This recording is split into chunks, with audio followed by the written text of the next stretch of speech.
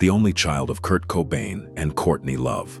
A girl who grew up carrying a name the world refused to let rest.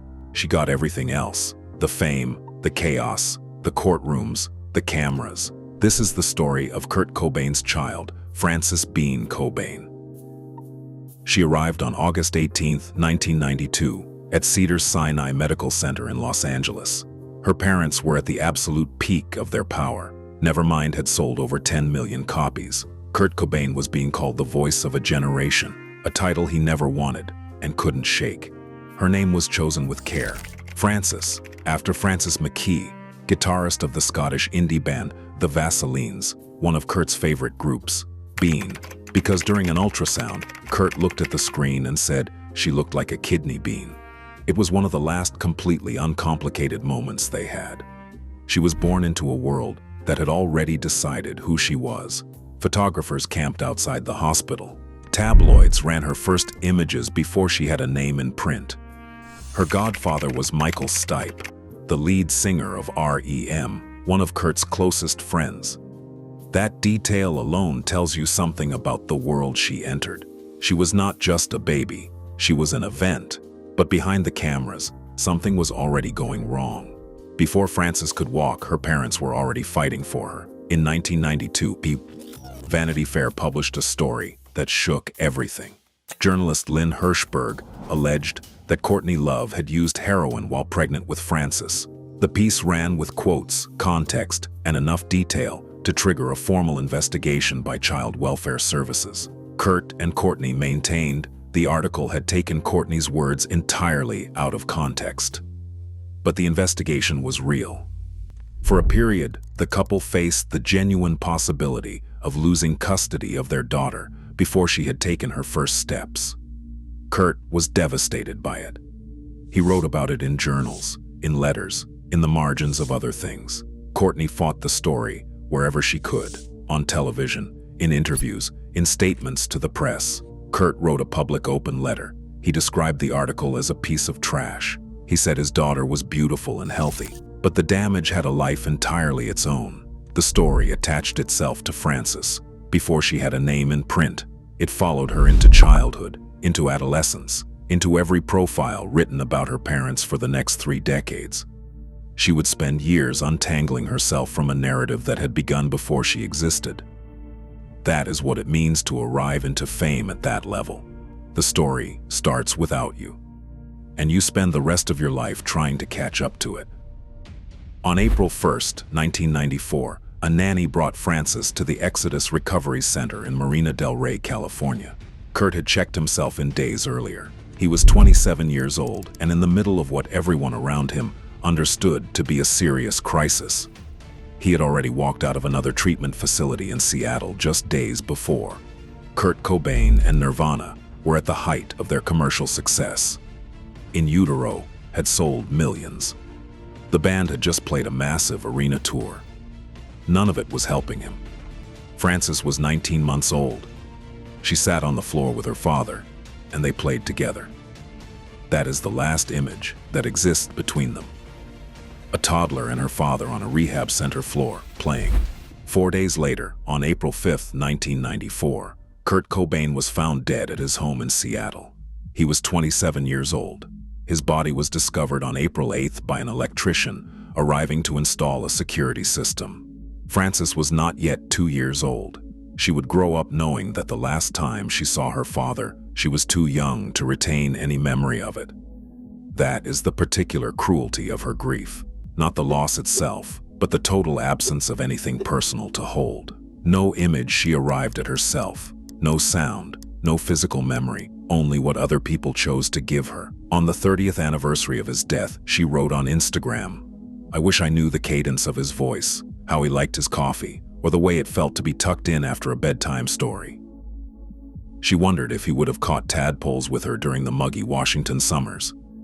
She had been told he smelled of Camel Lights and strawberry Nesquik. Those were the details she carried, second-hand fragments about a man the world owned more completely than she ever could. She also wrote, and this is the part that stays, that he had written her a letter before she was born. The letter said, "Wherever you go or wherever I go, I will always be with you." She said that still rings true. After Kurt died, Frances was raised between her mother, her aunts, and her paternal grandmother, Wendy O'Connor. Courtney Love remained her primary guardian. But it was Wendy who gave Frances something no one else could replicate. Kurt's mother would take Frances's small hands in hers, press them to her own cheeks, and say, with what Frances later described as a lulling sadness, "You have his hands."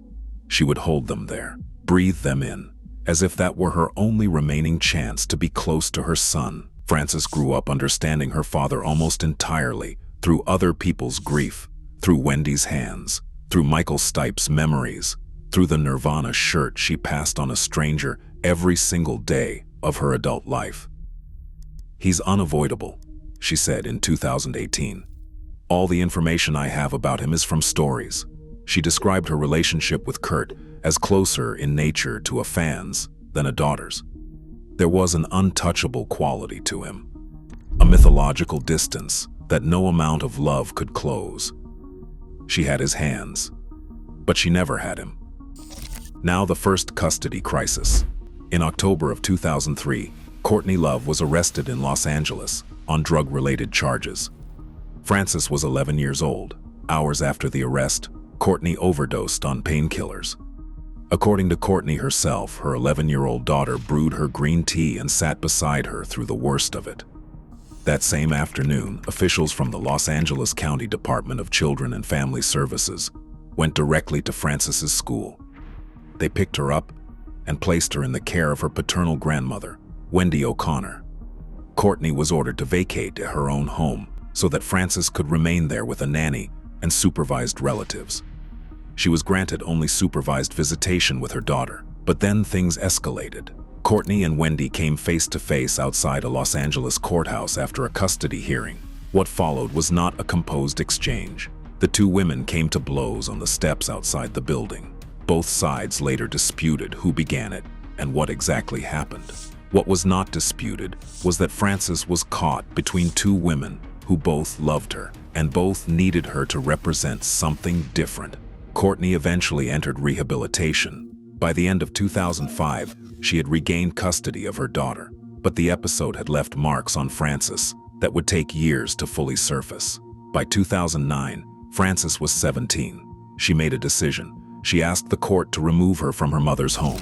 A Los Angeles judge granted temporary guardianship to Wendy O'Connor and Kurt's sister, Kimberly Dawn Cobain.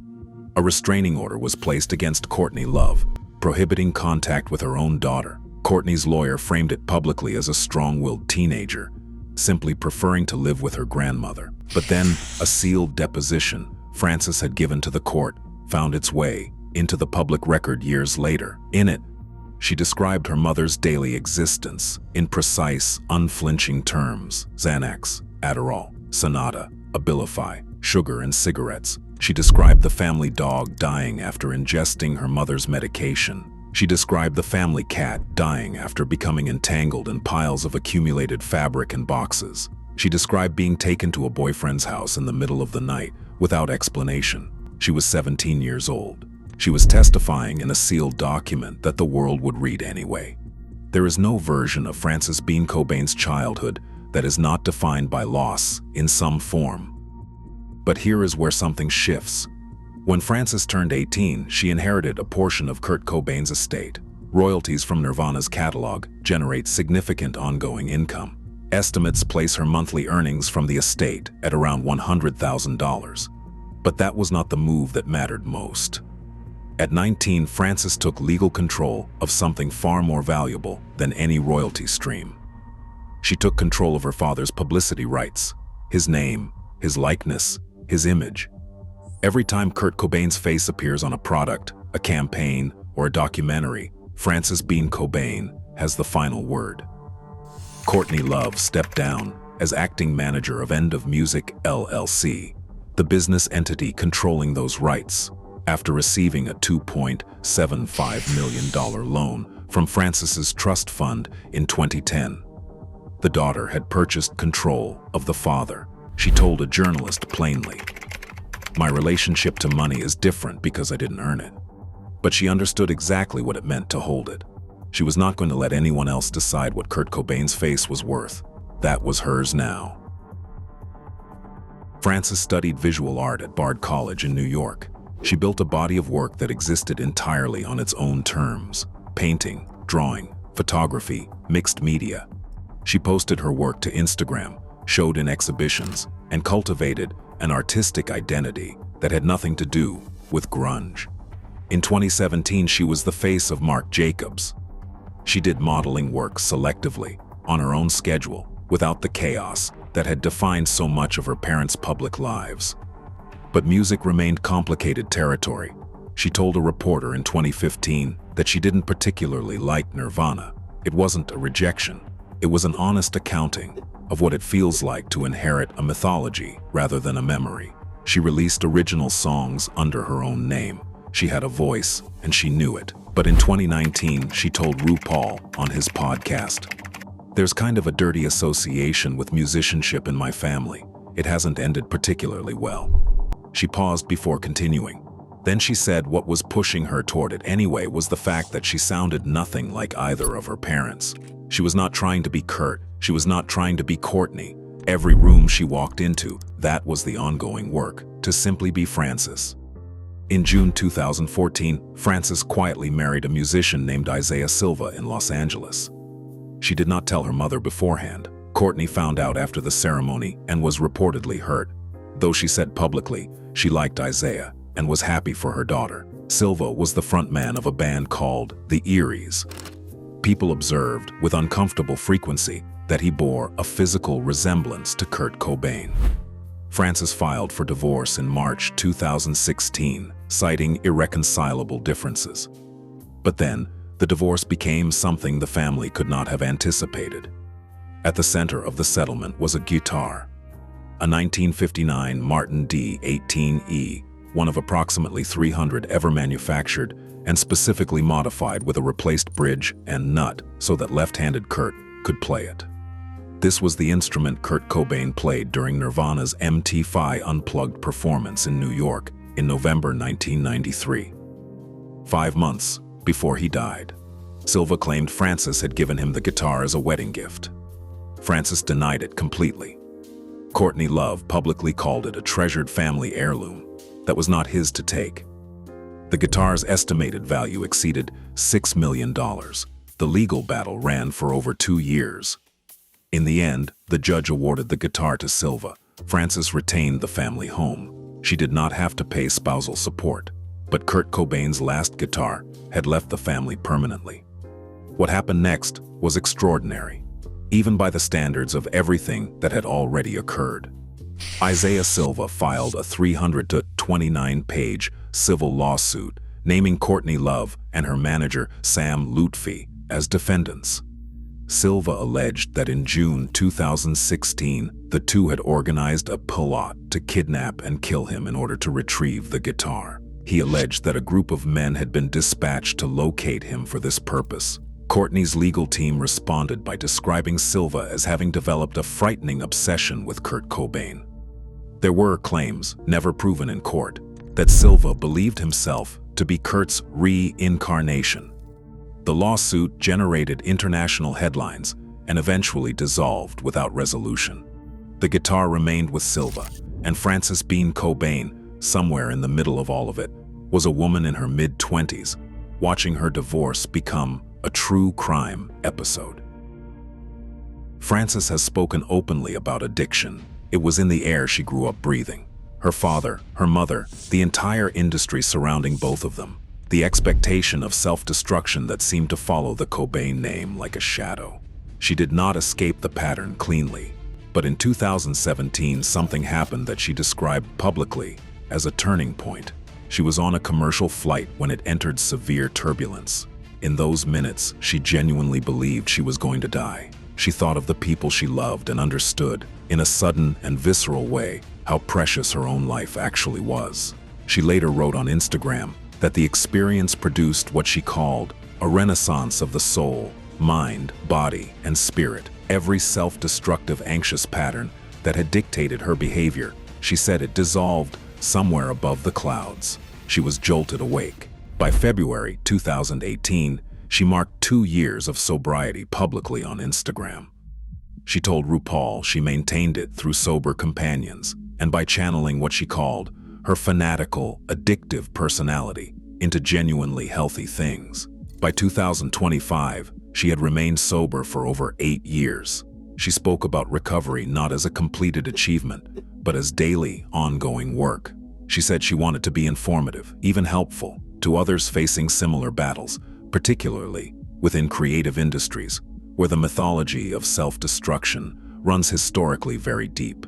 She said once that at the worst point in her life, a deep self-loathing had dictated everything. How she saw herself, how she moved through the world.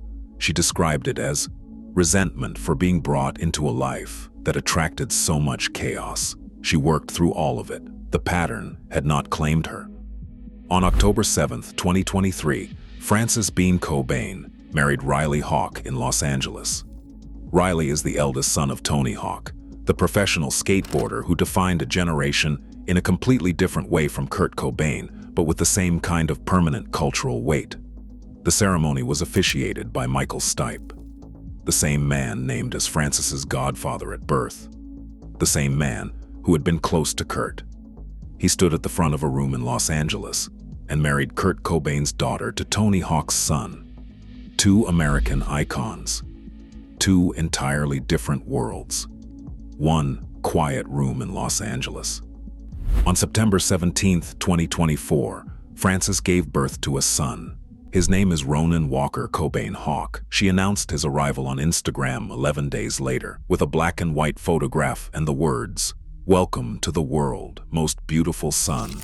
Ronan carries both names, Cobain and Hawk, the weight of one and the possibility of the other. Frances Bean Cobain is 33 years old. She is a visual artist, a model, a mother, and the legal keeper of her father's name and image. Her estimated net worth is around $200 million, a fortune built on a catalog she did not create but has spent her entire life carrying. She lives quietly. She is not chasing her parents' version of fame. She is building her own. She decides what Kurt Cobain's face is used for. She sees a Nirvana shirt on a stranger every single day, on tourists, on teenagers born long after Nevermind came out, on people who will never know she walked past them.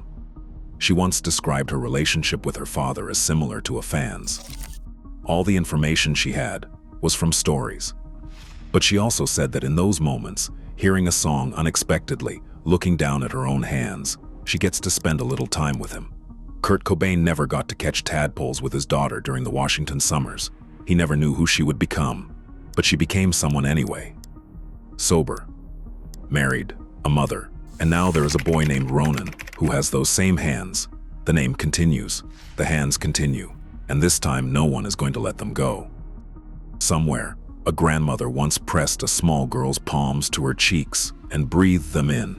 That moment lives in Frances, and now it lives in Ronan too. Thanks for watching.